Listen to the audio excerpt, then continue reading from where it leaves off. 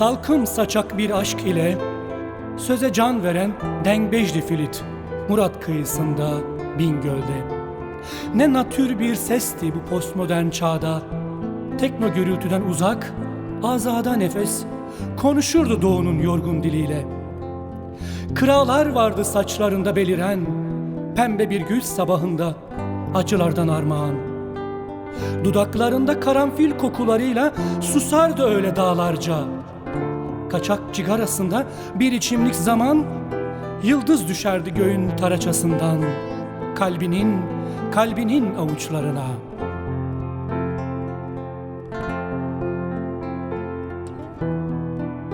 Dingin bir edayla oturduk meclisine Filit'in.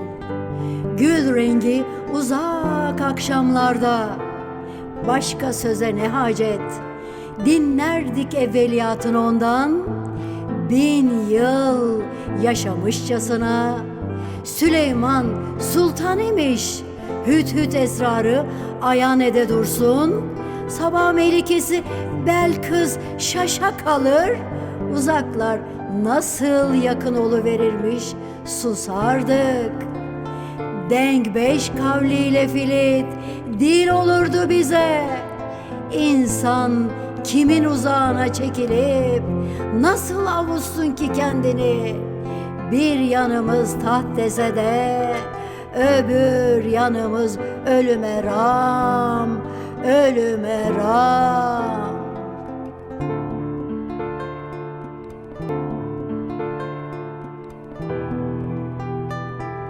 Ey Denkbeş Filit, sesin kalbimize asılı özge bir kilit.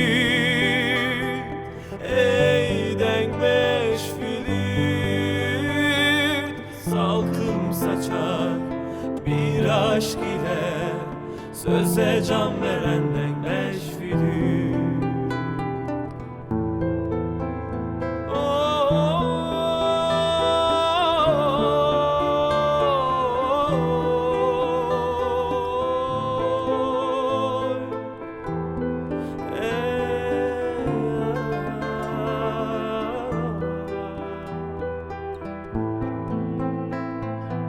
Filit parça parça bir dil, Filit zamandan firari civan düş. Şehla bir bakışla neye dokunsa sır usulca çekilir. Ürperir eşya, gizil bir aşk belirirdi seyyal hatıralar arasında. Botanda mem, sipanda siyabent aşka gelir. Ateşten bir gül zin, kanayan bir ceylanla hece ömrümüze süzülür, ömrümüze süzülür. Ah, söze can veren Denkbejli Filit, sessizliğin geniş, zamanın yavaş aktı.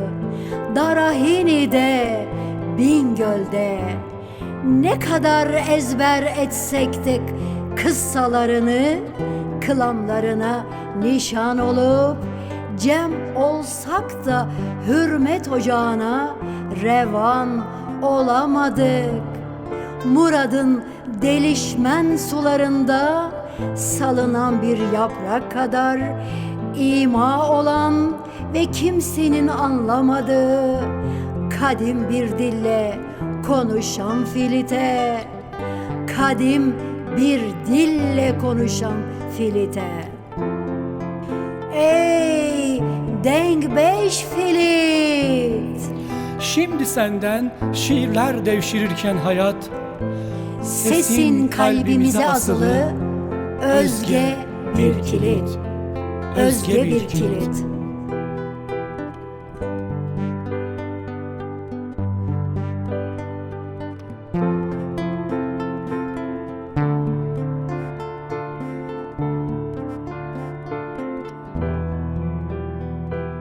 Ey Denkbeş Filit, sesin kalbimize asılı özge bir kilit.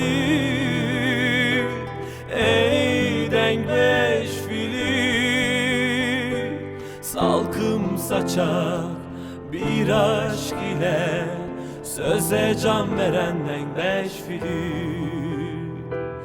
Ey denk beş filit, sesin kalbimize asılı özge bir kilit.